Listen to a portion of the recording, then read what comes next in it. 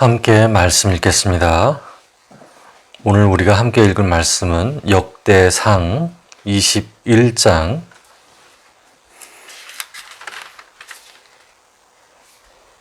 1절부터 8절까지입니다. 역대상 21장 1절부터 8절 말씀 함께 읽도록 하겠습니다. 제가 한 절, 여러분이 한 절 읽고 마지막 8절은 함께 읽도록 하겠습니다. 사탄이 일어나 이스라엘을 대적하고 다윗을 충동하여 이스라엘을 계수하게 하니라.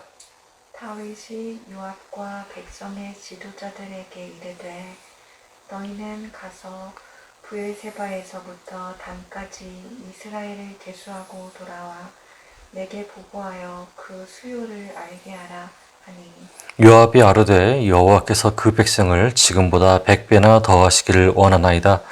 내 주 왕이여, 이 백성이 다 내 주의 종이 아니니까 내 주께서 어찌하여 이 일을 명령하시나이까? 어찌하여 이스라엘이 범죄하게 하시나이까 하나. 왕의 명령이 요압을 재촉한지라. 드디어 요압이 떠나 이스라엘 땅에 두루 다닌 후에 예루살렘으로 돌아와 요압이 백성의 수요를 다윗에게 보고하니 이스라엘 중에 칼을 뺄 만한 자가 110만 명이요 유다 중에 칼을 뺄 만한 자가 47만 명이라. 요압이 왕의 명령을 마땅치 않게 여겨 레위와 베냐민 사람은 계수하지 아니하였더라. 하나님이 이 일을 악하게 여기사 이스라엘을 치심해 다윗이 하나님께 아뢰되 내가 이 일을 행함으로 큰 죄를 범하였나이다. 이제 간구하옵나니 종의 죄를 용서하여 주옵소서. 내가 심히 일어나게 행하였나이다 하니라. 아멘. 우리가 살 때 보면은 자기 자신이 이루어낸 것들을 확인해 보고 싶어 하는 것들이 있어요. 내가 어떻게 살았는가라고 하는 것들도 있고, 내가 지금까지 무엇을 행하면서 살았지 살펴보고 싶은 것들이 있어요. 근데 하나님께서는 다윗에게 인구조사를 시키신 적이 없다는 것을 먼저 드러냅니다. 하나님께서는 어쩌면 우리에게 허용하실 수도 있어요. 하나님, 제가 역사책 만드는 거 그거 허용돼요? 나 그거 하지 말란 얘기 안 했어. 하나님, 제가 지금까지 무엇을 하면 살아왔는지 포트폴리오나 일기장 써도 돼요? 나 그거 하지 말란 말 얘기 안 했어. 그런데 하나님께서는 지금 역대상 21장에 보면 인구조사에 대해서 굉장히 안 하고 싶어졌던 것처럼 느껴져요. 요즘에도 인구조사 많이 하잖아요. 사람들이 몇 명 출산했습니까? 또는 교인이 몇 명입니까? 뭐 이런 것들, 인구조사들 되게 많이 하잖아요. 어쩌면 인구조사라고 하는 거는 한 집단에 있는 사람들에게 어떻게 하면 이 인구들을 잘 조정을 해가지고 앞으로의 계획들을 잘 해나갈 수 있을까 하기 위한 좋은 도구인 것 같아요. 예를 들어서 이번에 교사 강습회 몇 명 참가하세요? 이제 묻게 되면은, 그러면은 교사 강습회에 참여하는 사람들을 위하여서 김밥이나 아니면은 교재 같은 거 준비하고, 또는 지방 체육대회가 있는데 그 체육대회에 몇 명 참가하세요? 묻게 되면은 그 사람들을 위한 사은품이나 그 사람들을 위한 자리 같은 거, 뭐 주차장 자리, 이런 것들을 준비할 수 있지 않을까? 저는 인구조사라고 하는 것은 굉장히 필요하다고 봐요. 그런데 왜 성경은 인구조사에 대해서 되게 안 좋게 여겼을까? 그 이유가 한 가지가 있어요. 자, 성경 보게 되면은 5절 읽어봐봐요. 5절. 자, 같이 읽어볼게요. 시작. 요압이 백성의 수요를 다윗에게 보고하니 이스라엘 중에 칼을 뺄 만한 자가 110만 명이요 유다 중에 칼을 뺄 만한 자가 47만 명이라. 아멘. 이 말이 뭐냐면은 인구조사라고 하는 것은 그냥 백성의 수요를 계수했다라고 하는 게 아니고 우리 국력이 얼마나 되는지 계수를 해보자. 그거였어요. 칼을 뺄 만한 자가 누구냐? 진짜 전장에 나가서 막 용사답게 싸울 수 있는 자가 누구냐? 그거를 계수하는 게 바로 인구조사였어요. 오늘날하고는 좀 다를 수 있어요. 그런데 이때의 인구조사라고 하는 것은 내가 내 군인, 내 병력을 믿는다는 거였어요. 두렵기 때문에. 왜? 다윗이 왕이 되잖아. 이전까지 계속 당해왔던 것들이 있어요. 이전까지 계속 내가 너무 힘들었던 게 있어요. 그런데 그 힘들었던 것을 이겨내기 위해서는 무엇을 해야 되냐? 하나님을 먼저 의지하겠다라는 생각과 더불어서 내가 지금 준비해야겠다. 내가 이것을 준비함으로써 내가 두려움에서 벗어나겠다라고 하는 생각이 있었어요. 다윗이 인구조사를 실시해버려요. 그런데 진짜 웃기는 게 뭐냐면 여기에 나온 요압이에요. 성경에는 요압은 굉장히 이기적인 사람이라 생각했어요. 그리고 그렇게 많은 학자들이나 목사님들이 그렇게 얘기했어요. 요압은 이기적인 사람입니다, 여러분. 요압은 다윗의 편에 항상 있었지만은 요압은 큰 권세를 항상 얻으려고 노력했던 사람입니다. 그래서 자기하고 누군가가 경쟁 상대에 있다 그러면은 그 경쟁 상대를 깔고 뭉겨야지 마음에 기쁨이 생겼던 사람이 바로 요압입니다. 그렇게 얘기를 하셔요. 살펴보면은 요압이 아브넬이라고 하는 그 사울의 장수가 있거든요. 그 사울의 장수가 나 이제 항복합니다. 나 이제 다윗 편에 설게요. 돌아왔었을 때 그 아브넬을 그냥 죽여버려요. 요압은 대단한 사람이었어요.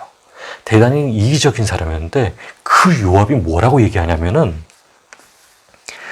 자, 3절 같이 읽어볼게요. 시작.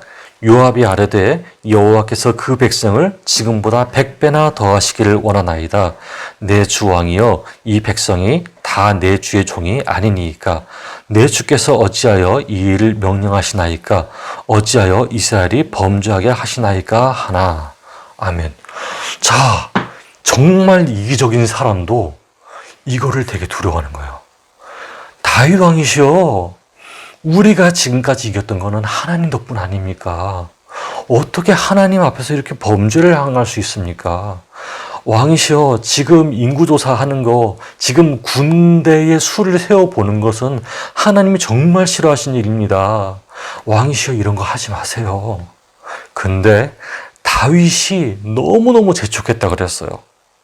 4절에 보면은 왕의 명령이 요압을 재촉한지라 드디어 요압이 떠나 이스라엘 땅에 두루 다닌 후에 예루살렘으로 돌아와 다윗에게 보고를 합니다.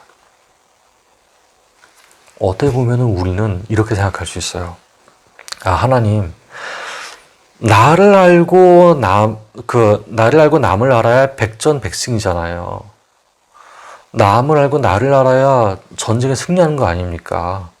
그건 당연한 거 아닙니까? 맞아요. 우리는 사회생활을 그렇게 해왔고 우리가 그렇게 배워왔어요. 나를 알고 남을 알아야 됩니다. 내가 손해받지 않게 하기 위해서 내가 계속 생각을 하고 지혜를 얻어야 됩니다. 맞아요. 그런데 더 중요한 게 있어요. 우리가 무엇을 가장 의지하느냐예요. 여호수아를 혹시 기억하세요? 여호수아는 하나님께 이야기를 들었어요. 여호수아야, 너는 좌로나 우로나 치우치지 말고 내가 모세에게 그 명령한 율법을 네가 다 지켜 행해라.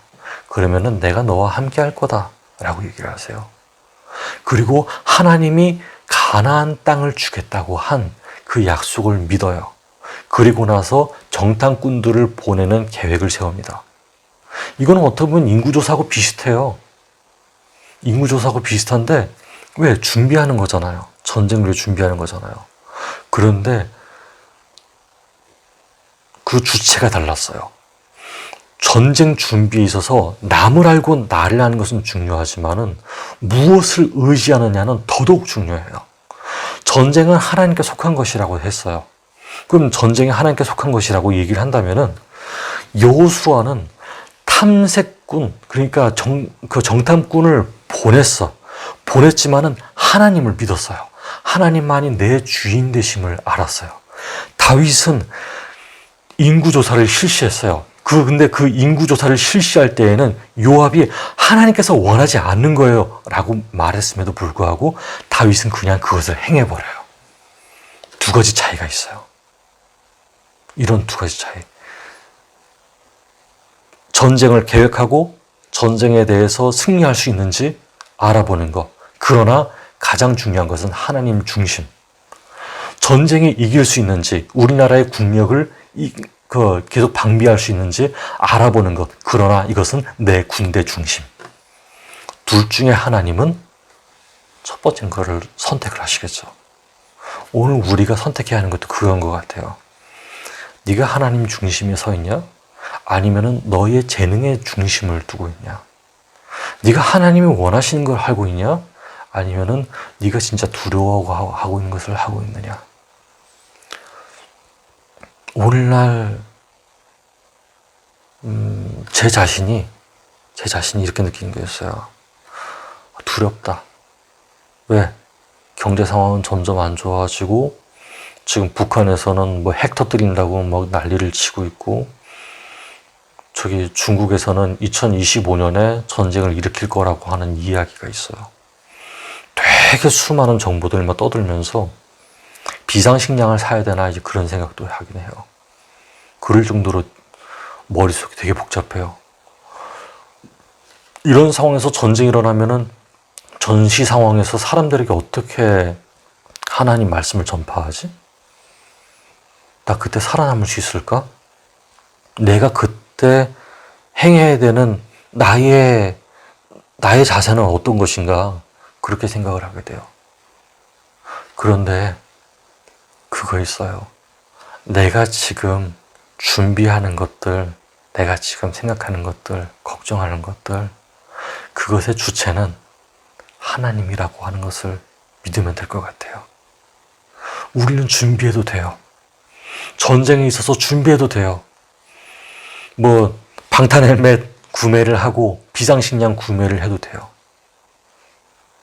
어디에서 있든지 간에 우리가 어느 곳으로 갈지 경로를 짜도 돼요. 그런데 가장 중요한 것은 우리가 하나님의 손 안에 있다라고 하는 것일 것 같아요. 이것이 있지 않으면 계속 두려워하고 계속 준비해야 하고 계속 야 우리 총알 몇 개 있냐? 우리 준비 뭐 해왔냐? 야 이거 어떡하냐? 그거 안 했는데 어떡하냐? 그러는 것에서 해방돼서 하나님이 우리에게 주시는 자유함으로 그 전쟁을 이길 수 있지 않을까? 또는 그 전쟁이 안 일어난다 쳐도 오늘 우리의 삶에서 우리가 그 전란들을 일상이라고 하는 전란들을 잘 헤쳐나갈 수 있지 않을까? 그렇게 생각이 돼요. 하나님께서 오늘 주신 말씀, 갑자기 주신 말씀이에요. 저는 이렇게 해석할 줄 몰랐어요. 이렇게 말씀을 드릴 줄 몰랐어요. 그러나 우리가 하나님 중심에서 살아갈 때 하나님이 그렇게 우리를 이끄시고 또 그렇게 우리 마음에 평안과 기쁨을 주실 줄 믿어요. 이 믿음 가지고 생활하는 저와 여러분 되길 바랍니다. 기도하겠습니다. 하나님 감사합니다. 우리의 마음속에 부족함이 많고 또 두려움도 많고 걱정도 많습니다. 하나님, 다윗은 왕이 되고 나서 자신의 안전을 위해 군사들을 몇 명인지 세워보게 했습니다. 그러나 하나님, 우리는 기억합니다. 하나님을 더 의지하느냐 아니면 자기 군대를 많이 의지하느냐, 그것이 무엇이 더 중요하느냐 우리는 성경을 통해서 알게 되었습니다. 하나님께서는 준비를 허용하셨습니다. 하나님께서는 우리가 담대해짐도 우리의 일기를 쓰는 것도 다 허용하셨습니다. 역사를 기록하는 것도 다 허용하셨습니다. 그러나 하나님께서 원하시는 것은 어떤 전쟁에 대한 준비나 우리 인생에 대한 준비가 아니고 무엇을 더 의지하느냐였습니다. 하나님, 저희가 준비 과정보다 하나님을 더 의지하기 원합니다. 하나님께서 주시는 은혜를 우리가 믿고 따르기 원합니다. 하나님께서 준비하실 터이니 여호와의 선에서 준비되리라. 여호와 이레의 하나님, 우리가 믿고 따르고자 하오니 하나님, 우리의 어리석은 이전의 인생들을 용서하여 주시옵시고 우리가 다시 하나님을 의지하겠사오니 하나님의 기뻐하시는 뜻대로 우리를 이끌어 주시옵소서. 예수 그리스도 이름으로 기도드렸습니다. 아멘.